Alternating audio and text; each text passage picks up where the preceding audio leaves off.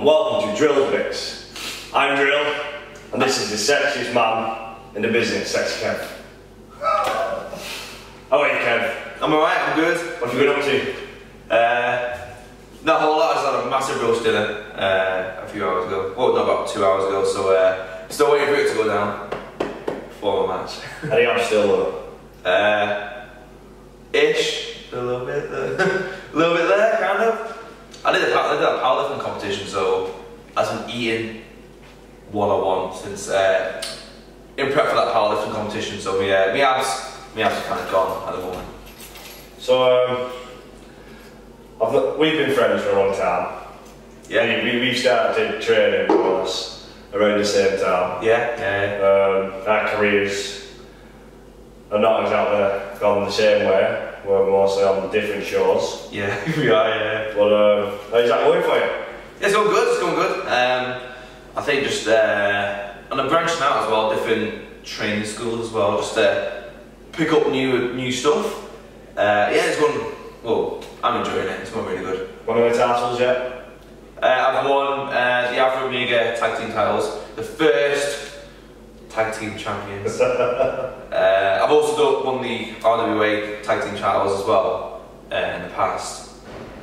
But yeah, that's all the titles I've won so far. I don't like to brag, but I've been tag team champion at GPW, current tag team champion at Infinite. Yeah. Yeah. Do you have any promotions you wrestle for, Kev? I have to count it up now. But like 10-ish? I'd say probably just under 10 maybe. Between 5 and 10? Yeah, between 5 and 10. But like, and then there's the odd shows where I'll do the odd one for them.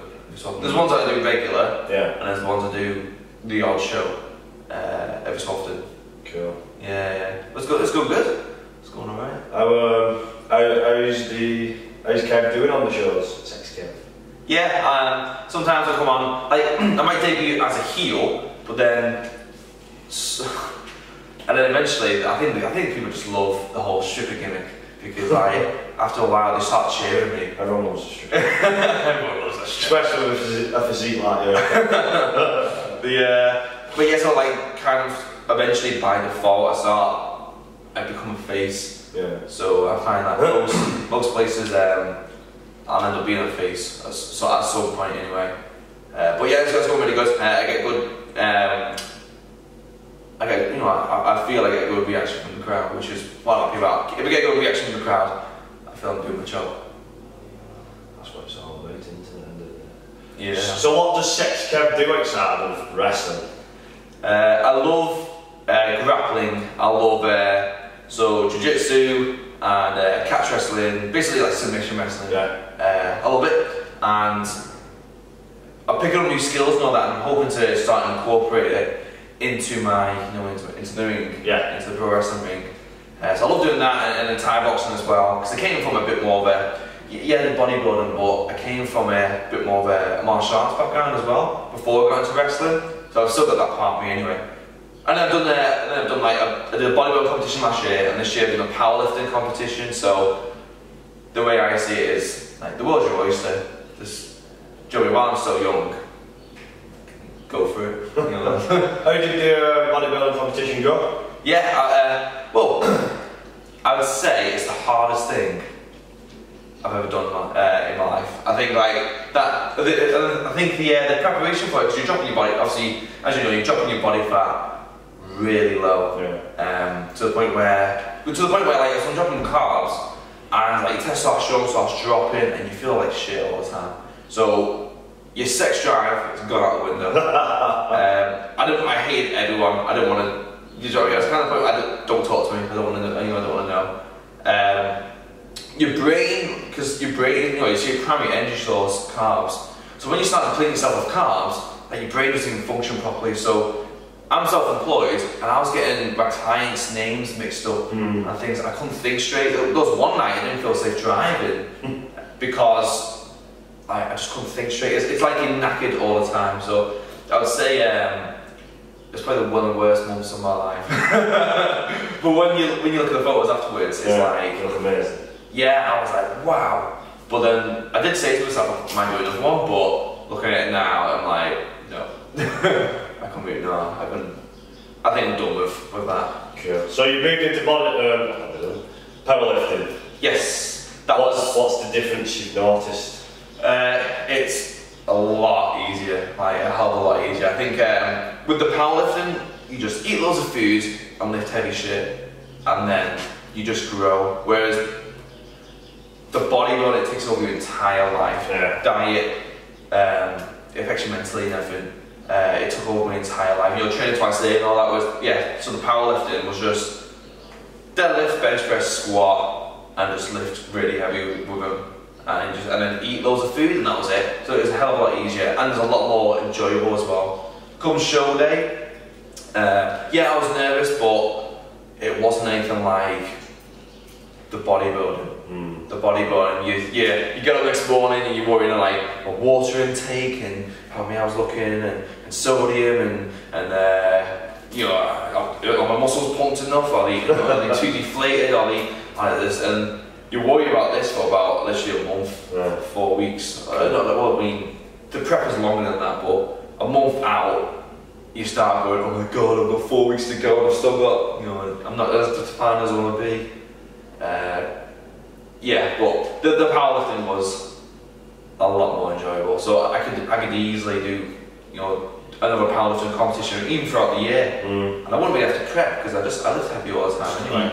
Yeah, all I'd have to do is probably just rest more, so I'm stronger for the day. Right, cool. Yeah. So you call Sexy Kev? Yeah. Why you call Sexy Kev? So I started training at Grand Pro Wrestling, GPW training school in Manchester, and Johnny Browning, the trainer, well actually no, but the guys at home don't know. Johnny Browning's the trainer, and he comes up with a gimmick sometimes, you know, for everyone. And so for me, he says, Kev, I've got an idea. What if you're like the ladies' man?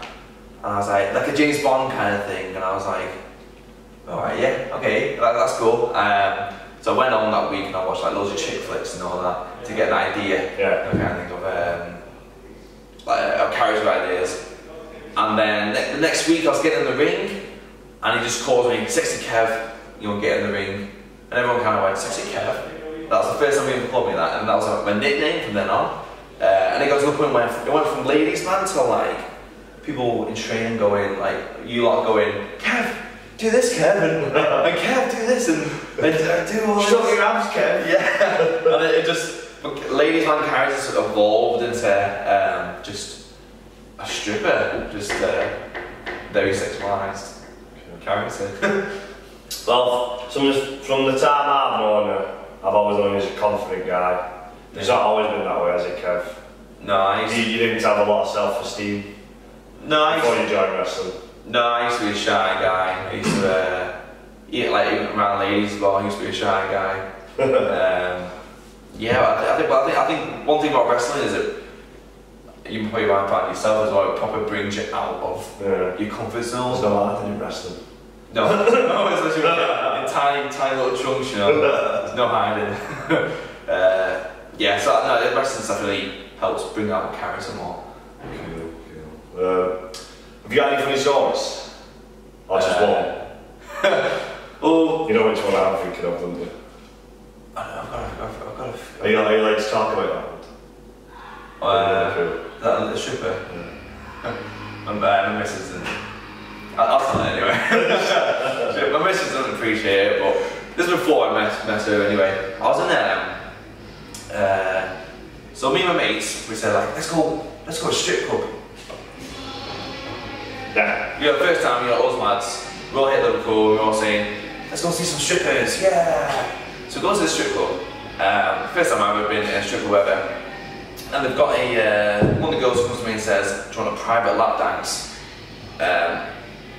There was 15 minutes private lap dance, you know, in a separate room. So I was like, yeah, okay. So we went to this other room, and I'm wearing like a jumper and a t-shirt underneath and that. And so she says, so she's doing the dance for me, and then she sits down, has a drink, and she says, so tell us a bit about yourself, Kev. So I tell her about doing show wrestling, And then she says, "Oh, right, you're a wrestler," and she's reaching out like this, like to my body. So I said, "Yeah." So I was like, "Yeah, I do show wrestling."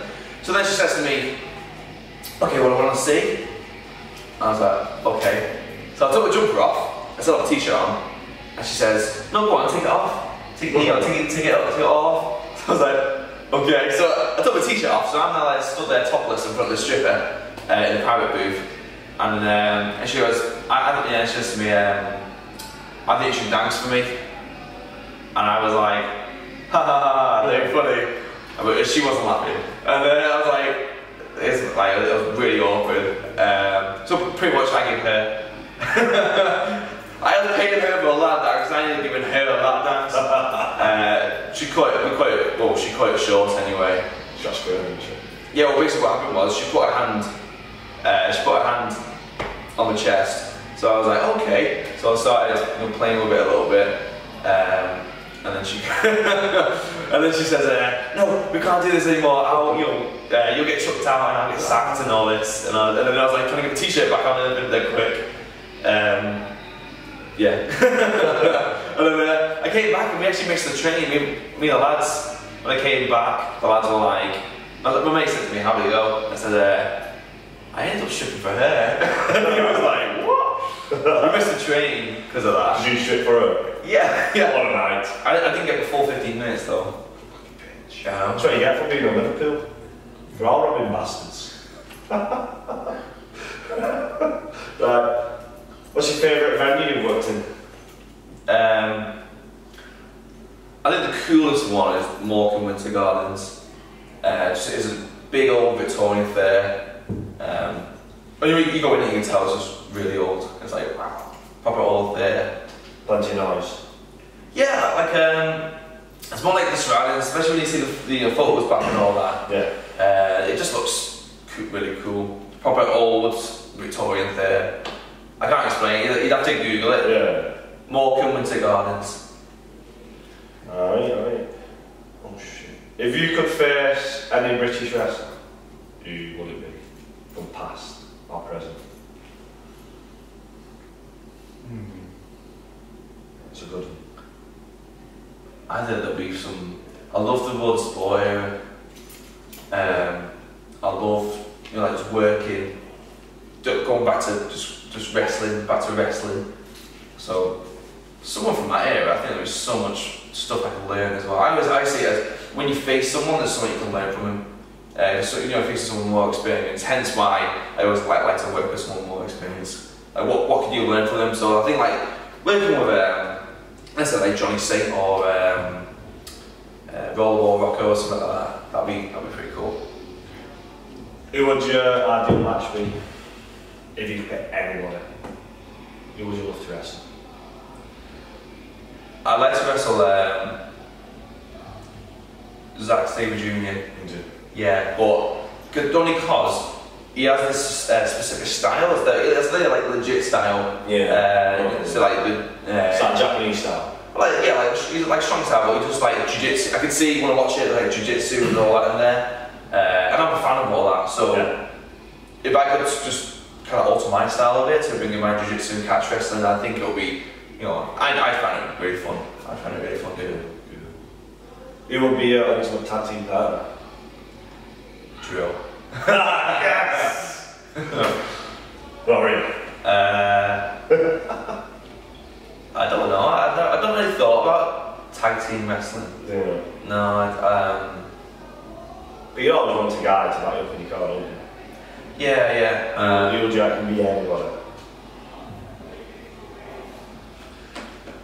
I think like the only person who comes to mind, my favourite wrestler is Shawn Michaels. So that's the only person I think of because I want in my corner. Sexy boys, two sexy boys. What's the greatest match you've ever seen and been in? Greatest match I've seen. Or your favourite?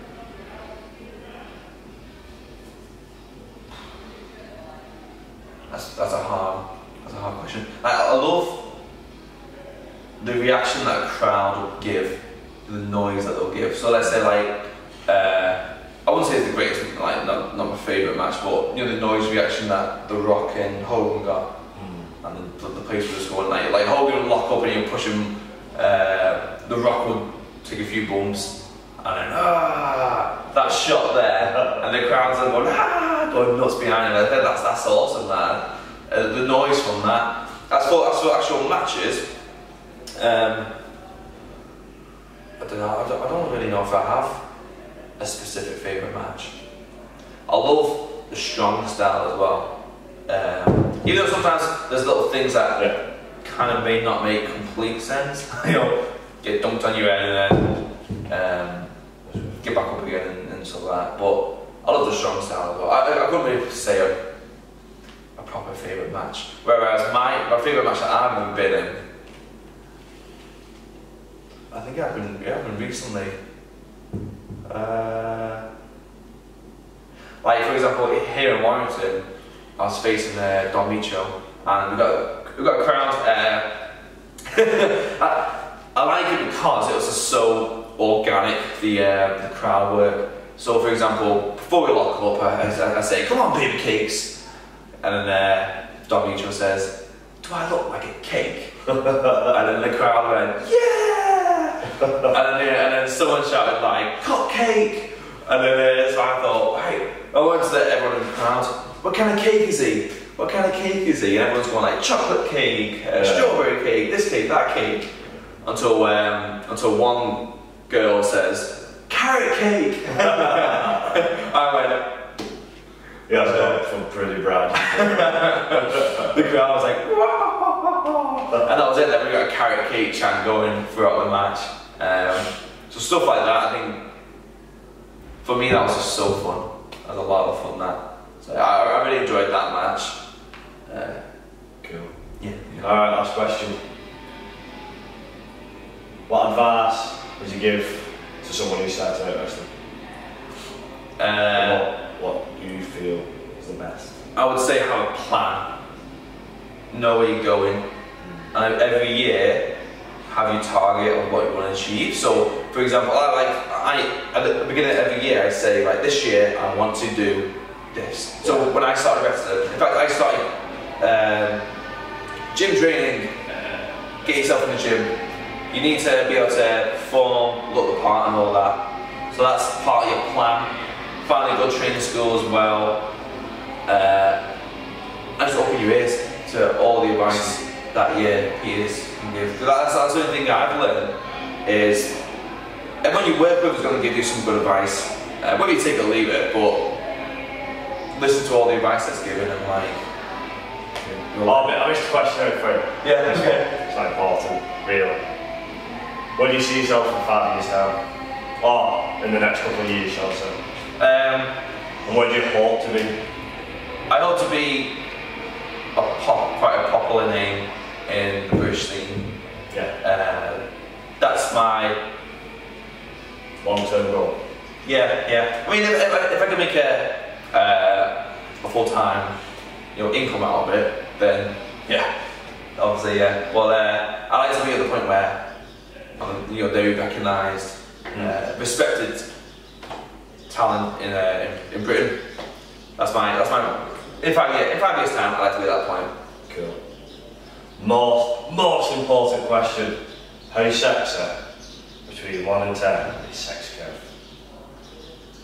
11 out of 10. I thought you were going to say that. Anyway, thanks for talking to me, Kev. Yeah, thank you. It's been a pleasure. Yeah. I hope the people have enjoyed it. I'm Drill. I'm Sexy Kev. I'll see you down the road.